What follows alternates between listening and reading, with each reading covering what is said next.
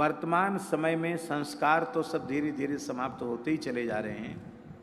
एक विवाह संस्कार है, पाणिग्रहण संस्कार। उस पाणिग्रहण संस्कार भी इस समय अशास्त्रीय विधि से हो रहा है।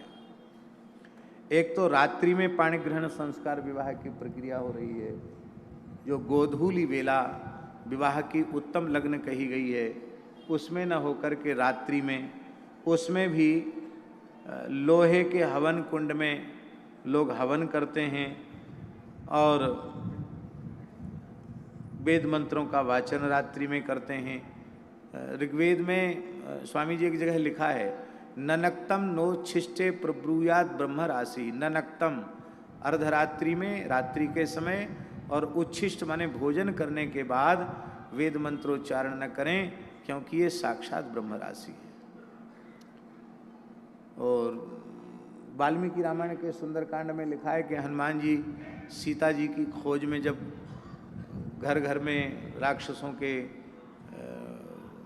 सीतान्वेषण के लिए विचरण कर रहे थे, तो लिखा है कि ब्रह्म राक्षसों के घर में अर्धरात्रि के समय उन्होंने वेद घोष सुना।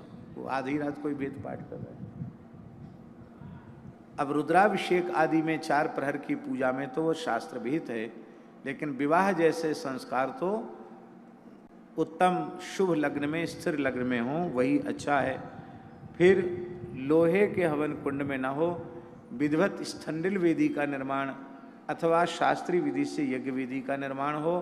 इतना भी संभव न हो तो कम से कम तांबे के कुंड में हवन हो, लोहे के कुंड में हवन नहीं होना चाहिए। और फिर जो वर होता है वो कोट पैंट मोजा और जूता पहन करके मंडप तक घुसा चला जाता है, और फिर उसमें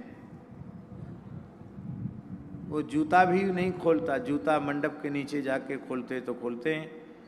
और तो क्या उस व्यक्ति को जो पूजन की योग्यता ही नहीं रखता है, क्या उसे पूजन में बैठना चाहिए? कन्यादान का जब संकल्प दिया जाता है तो विष्णु रूपाय वराय लक्ष्मी स्वरूपिणीम कन्याम तुभ्यमहम संप्रददे, ऐसा कहा जाता है।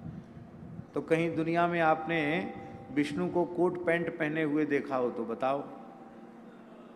देखा आपने कहीं लक्ष्मी जी को सलवार कुर्ता पहने हुए देखा हो तो बताओ?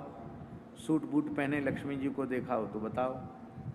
तो कहने का आशय हमारा ये है कि आप ब्याह बारात में चाहे जो वेशभूषा